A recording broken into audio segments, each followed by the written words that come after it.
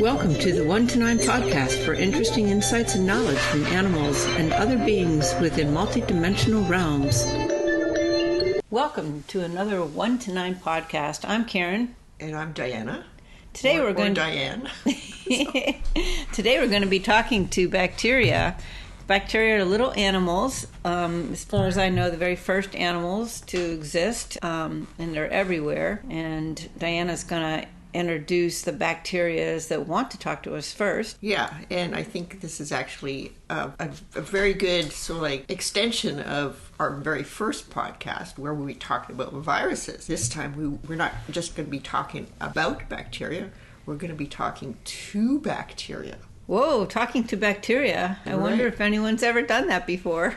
I don't know. Maybe the bacteria can tell us. Well, anyway, the ones that are contacting us now, they seem to be the ones in our gut and the good gut bacteria, right? And so Karen, before we actually started this podcast, Karen had said something about, well, we should, create a bridge between the bacteria and humanity, right? And all of a sudden, they started actually building a bridge. So I saw this bacteria bridge in my head. That's awesome, Diana.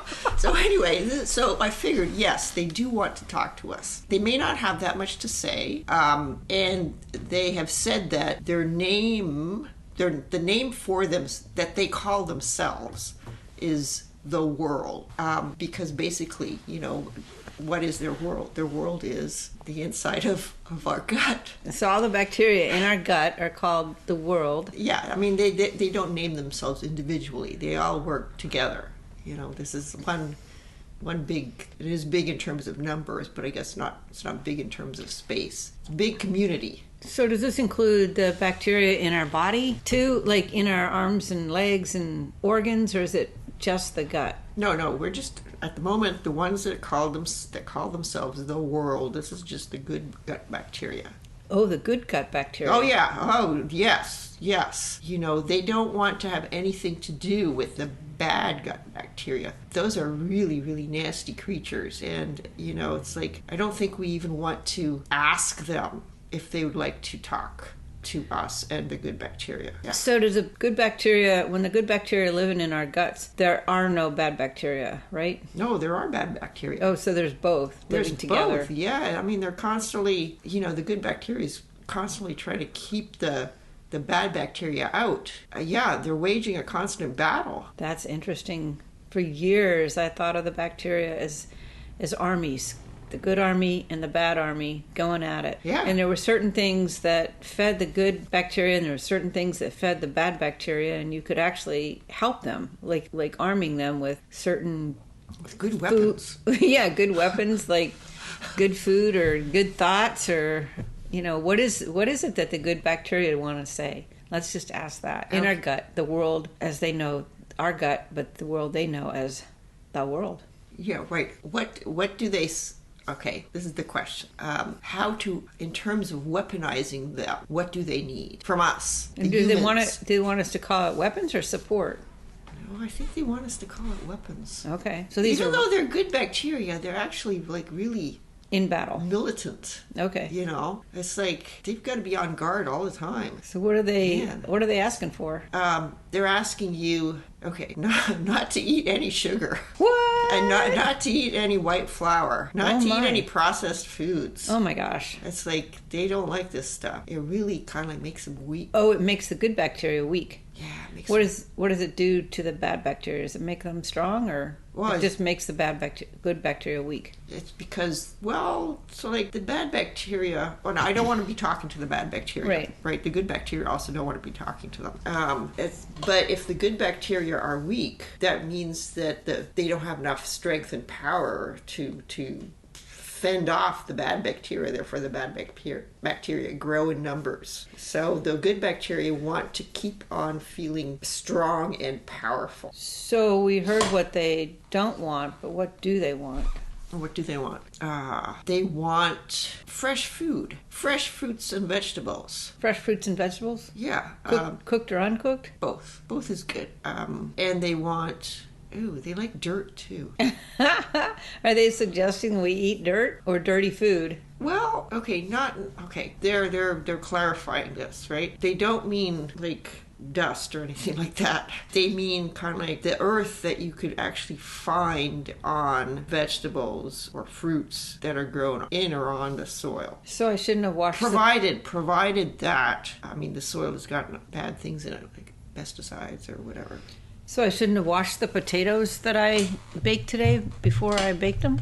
If you know, they're saying no, you shouldn't wash them. Interesting. Yeah, they like that stuff, provided that there are poisons in them or toxins. Provided it's healthy soil, is what you're saying. Yeah. Now, does this apply to everybody, or are the gut bacteria specifically talking to you and me? They're saying basically, gut bacteria are kind of the same. So they all have these same requirements. So they're the same in different cultures, different parts of the world. They're roughly the same? Yeah, although this kind of maybe it just applies to us. Us as Americans or you and me? Maybe just you and me. Like I said, they call themselves the world. All they know is basically our bodies, right? So I'm asking them if they can communicate with other gut bacteria or other bacteria, period. Okay, they're saying they can communicate with the bad bacteria in that they kind of know where they are and what they're going to be doing. But that's a little bit easier because they're in the same body. And they have got sort of like a vague idea of what's happening with other bacteria and other bodies. Because, the things you mentioned for them to not eat have been around since forever, pretty much. White flour, sugar. Right. What was the other one? Processed food. Oh, processed foods might not have been around since forever. But people have been eating wheat. So when you say white flour, you're talking about any flour that's been refined or wheat flour in particular? Is it the refining process that's the problem? Yeah, it is. Okay. So if you refined your own flour... I mean, bacteria need vitamins too. Mm-hmm. Vitamins and minerals and whatever. Yeah, but they always enrich flour because they take all the vitamins out. Exactly. But they don't put back, hard enough of what they've taken out, Yeah, they only put back a fraction of what they've taken out. So, interesting. Yeah, they're saying, well, we don't want to be malnourished. We want to be healthy. What about fermented foods and things like that have... Oh, they're jumping up and down. Do they like it when people make their own fermented foods, or is any fermented food fine? No, they like it when people do it properly. So not vinegar-based fermented foods, but... No, they're going... Yuck, yuck. No, really, this is what they're doing. They're going, oh, yuck, yuck, yuck. So real fermented sauerkraut, pickles, beets. Yeah, they're jumping up and down again. Kvases. What about kombucha? A lot of people do the kombucha. Yeah, they like that too. Mm-hmm. Oh, very interesting. Okay, so the good bacteria, they're jumping for joy because they're hearing that we love eating all this stuff, fermented food, and the bad bacteria, they're turning up, they're running away from this stuff because if they eat it, they will just kind of like weaken and die. So they really hate it, but they want the good bacteria to eat it. So the good bacteria weaken and die, therefore the bad bacteria grow stronger. Wait a minute. They want the good bacteria to eat the fermented foods? No, hold on a minute. I'm getting confused now. No, I started thinking the bad bacteria want the good bacteria to eat processed foods and unhealthy food. Okay, we're talking about fermented foods. All right, so let me just pause here for a second. Let's get back to this. So let's clarify things. So, are we talking about people in general or just you and me at this point? Well, okay. Well, the good bacteria seem to be the ones that were in us. It's like the world. However, when the bad bacteria piped in and started talking about how they don't like fermented foods, somehow, we had to make it so that they didn't come into the safe interview space, okay? They're outside of it. Okay. So they know more. Oh. Okay. It's not just you and me. It's not just bad bacteria in you and me. It's bad bacteria in other people also. Okay, so I think we're talking about a twofold issue here. The bad bacteria like processed foods, refined foods, and sugars. They love that stuff. But they also want good bacteria to eat that because it weakens them. And the good bacteria want to eat more fruits and vegetables, cooked or raw, and Fermented foods. fermented foods of various kinds. And the bad bacteria, the good bacteria want the bad bacteria to eat that same stuff because it weakens the bad bacteria? Or does it actually make them less bad? Ooh, that is a good question. No, okay, the bad bacteria cannot be turned into good bacteria Okay. by the foods that they are forced to eat. No. It just weakens them. Yeah. So, Do they start dying then when they're weak? well, dying in terms of the good bacteria can kind of like kill them off and kick them out. Okay, so this is an ongoing battle in the gut between good bacteria and bad bacteria in pretty much everybody's gut. Yeah, right. And what do they feel? What does a good bacteria think of things like probiotic pills and enzymes? Oh, they like them. They're not jumping up for joy like they were for the fermented foods, but they're still very happy when people take those things. Okay. Wow. Very interesting. Yeah, it is. So is there... Here's another interesting thing. Okay, so the bad bacteria, they're actually kind of proud about this. They've devised ways to actually keep their bad bacteria populations healthy and growing by kind of like subtly influencing what people actually want to eat.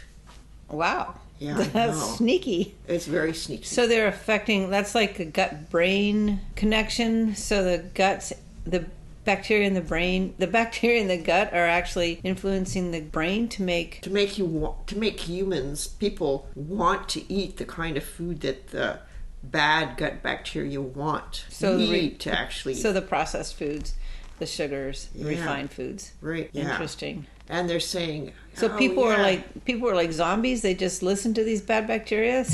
No, it's not a question of people listening. I mean, they're not really conscious of this, right? It's very subtle, but somehow it's like the bad bacteria have got the system where they can subtly influence hormones and enzymes and various other things that the human body produces to actually make the body, aside from any kind of the consciousness that's controlling the body, to make the body want particular things. Like addictions, sort of. Yeah. Interesting. Well, since we're on this subject, what do the bad bacteria think of cigarette smoke? They don't really like that because it also affects them negatively. It kills everything, the good and the bad? Yeah. Yeah.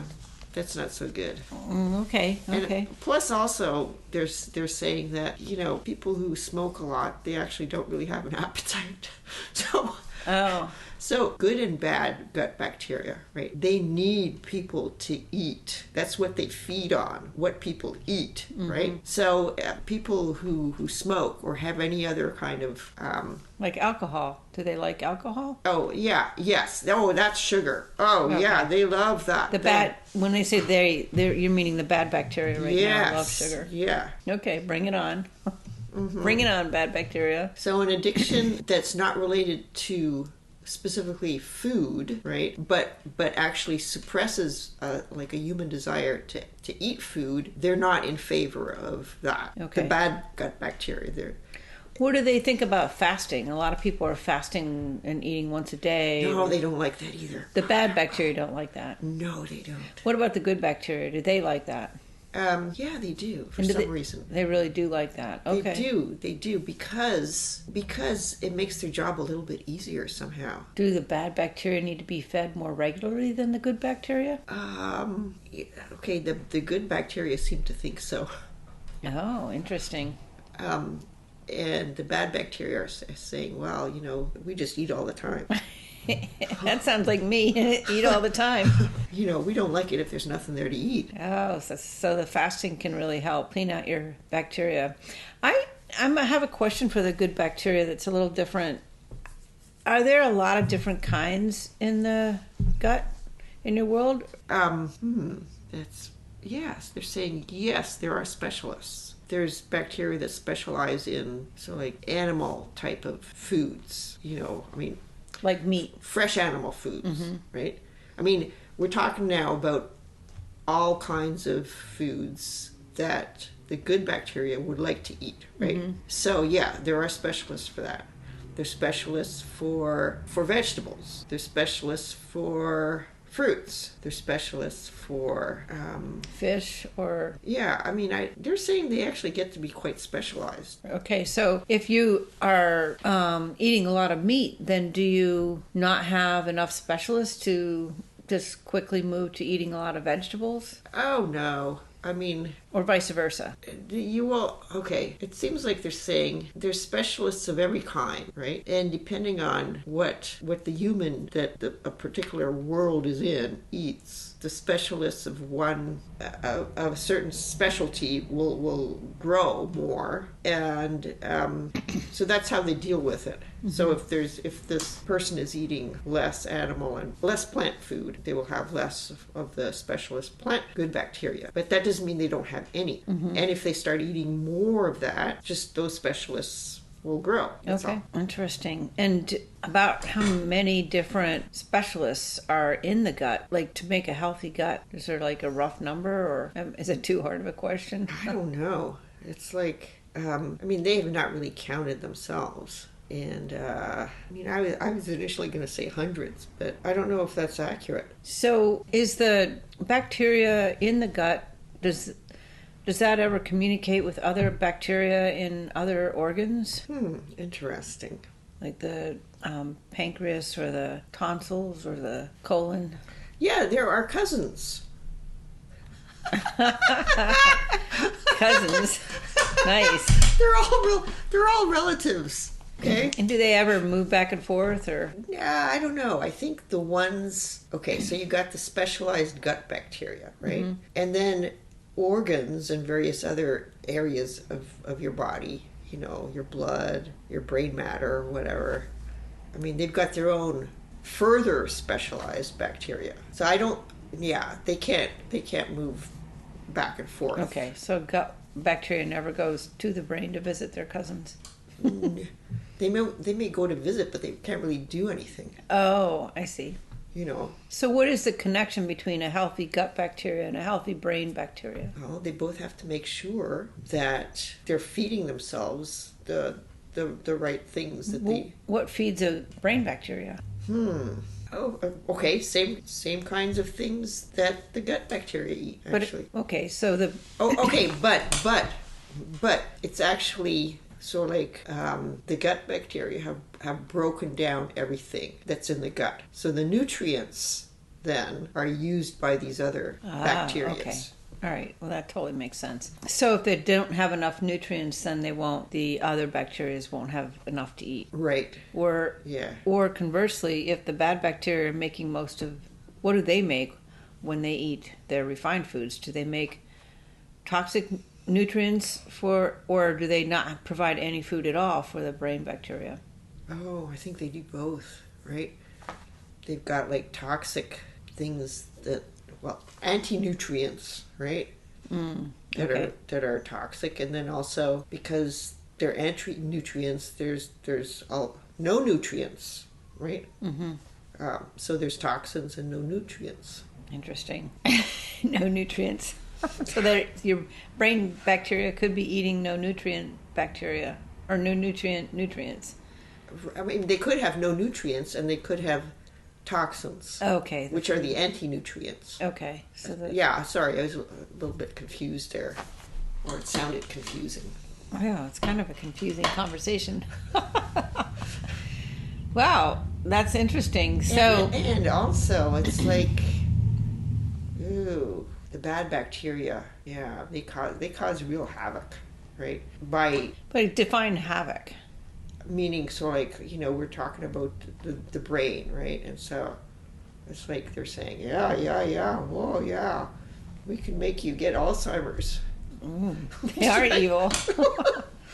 I know, they're really nasty.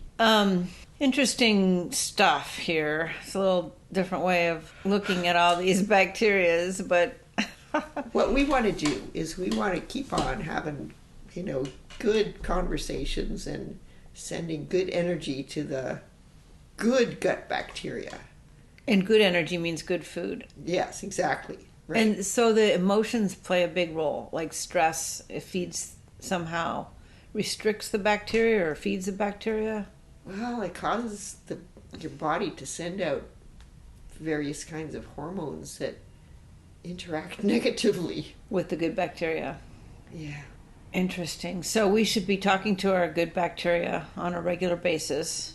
Yes, on a regular basis, keeping them happy, keeping them very happy. Feeding them well, saying nice things to them. Like, Yeah. thank you for being in my gut. Thank you for processing my foods. Yes, exactly. Interesting. And making sure we eat delicious meals. Right. Right, well, I mean, whatever you choose to eat. Well, beyond delicious, it has to be nutritious. Well, no. Okay. Think of it this way. Whatever you choose to eat. I mean, you could be vegetarian, vegan, carnivore, Pescatarian. pescatarian, and whatever you choose to eat.